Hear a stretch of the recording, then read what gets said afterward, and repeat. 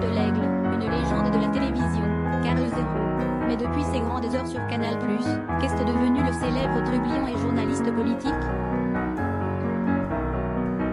Ça y est, la première saison de Masked Singer a tiré sa révérence ce vendredi 13 décembre, dévoilé son dénouement et rendu son verdict. Parmi les 12 personnalités déguisées au lancement de la nouvelle émission phare de TF1, seuls 4 restaient en course pour cette finale et le titre de meilleur chanteur masqué.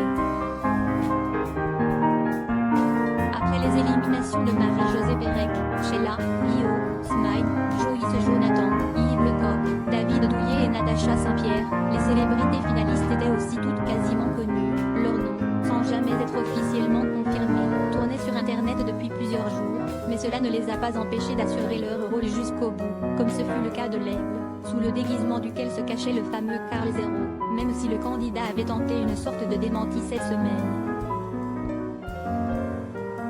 En reprenant avec talent au fil des primes des tubes comme J'aime regarder les filles, La fille du Père Noël, Tous les mêmes, et sa fameuse chute de scène durant la prestation, Heureusement sans gravité, Le Sud, Seven Nation Army, ou encore Être une femme, Carl Zéro a étonné son monde et prouvé qu'il avait une sacrée fibre artistique et une voix singulière. Lui, l'ancien trublion de Canal+, visage incontournable des grandes heures de la chaîne cryptée aux côtés de Philippe Gildas et Antoine de Caunes dans le mythique Nulle part ailleurs.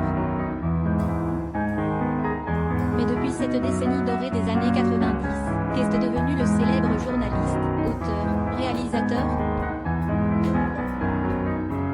L'affaire Alain sonne sa chute. Le bien-né Carl Zéro, il est le fils de Guy Delaine, un ancien haut fonctionnaire du ministère de la Culture, et d'Annick Lemoine, une écrivaine, est un visage connu et une voix familière depuis un quart de siècle et son explosion médiatique dans les années 90, à l'époque des années dorées de Canal+, et de son émission phare Nulle part ailleurs, notamment aux côtés de son acolyte Albert Algon.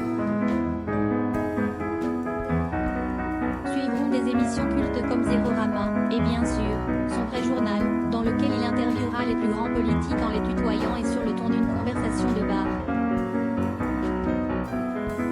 Mais c'est aussi cette émission populaire et poil à gratter qui causera ça, presque,